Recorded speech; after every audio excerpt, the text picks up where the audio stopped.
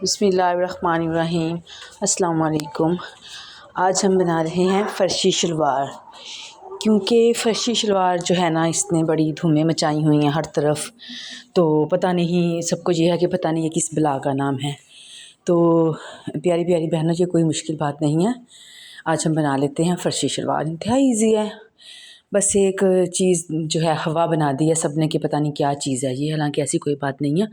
गुड्डी शलवार और खड़ी शलवार और फ़र्शी शलवार, ये तीनों जो हैं वो सेम ही हैं। इनमें थोड़ा बहुत ही फ़र्क है आपस में, यूँ कह लें कि 19-20 का ही फ़र्क है, या थोड़ी बहुत 1-2 इंच की आगे पीछे कटिंग करने से इसकी शेप में तब्दीली आ जाती है, वरना और ऐसी कोई रॉकेट साइंस नहीं है ये। ठीक है, मेरे पास ये कपड़ा था, मैं आपको दिखा रही हूँ। इसकी 4 तय है। मैंने इसको आयरन किया, प्रेस किया और अब मैंने इसकी कान वगैरह निकाली थी। अब ये देखें, यहाँ पर मैंने 6 इंच ऊपर बेल्ट का कपड़ा जो है वो मार्जिन छोड़ दिया बेल्ट का।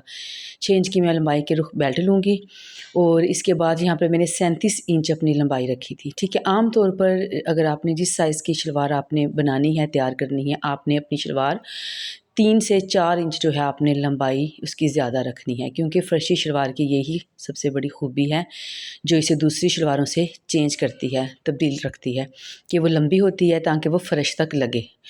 तो जो लोग फ़र्शी शलवार के बहुत शौकीन हैं उनको तसल्ली हो जाएगी कि ये हमने फ़र्शी शलवार ही पहनी हुई है। ठीक है, तो यहाँ पर मैंने बेल्ट का रख दिया था। इसके बाद फिर मैंने लंबाई का निशान लगाया। मैंने लंबाई रखी है इसकी 37 इंच, यानी कि 37 इंच मैंने इसकी लंबाई रखी है। ठीक है, इसके बाद ये इसका घेर था, शलवार का जो घेर था वो मुझे तकरीबन 25 से 26 इंच चाहिए था। अपनी अपनी ये मुनासबत होती है, अपनी अपनी फ़िटिंग होती है, अपने नाप के हिसाब से हम करते हैं।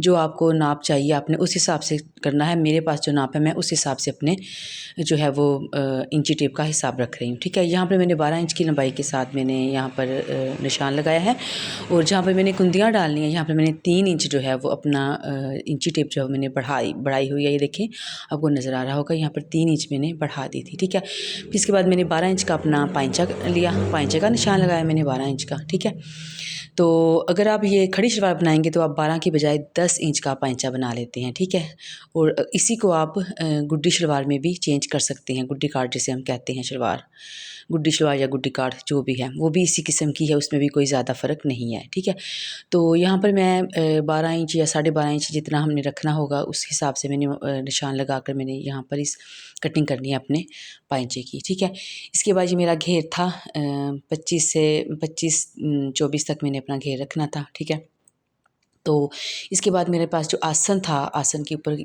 की जो शेप थी, इसमें 6 इंच मेरी जो थी वो बेल्ट आ रही थी और 10 इंच मेरा आसन जो था वो रेडी होके आ रहा था। ठीक है, आसन, ये दोनों चीज़ें मिलाकर फिर मैंने उसकी पैमाइश करनी थी। यहाँ पर ये देखें, अब मैं यहाँ पर कटिंग कर रही हूँ, मैंने निशान लगा लिए थे। ठीक है, सिंपल। इसके बाद मैंने आपको इसी कपड़े में से मैंने आपको बेल्ट भी बना कर दिखानी है और इसी कपड़े से हम इसकी जो कुंदियाँ बनती हैं वो भी आराम से इस कपड़े में बन जाएंगी।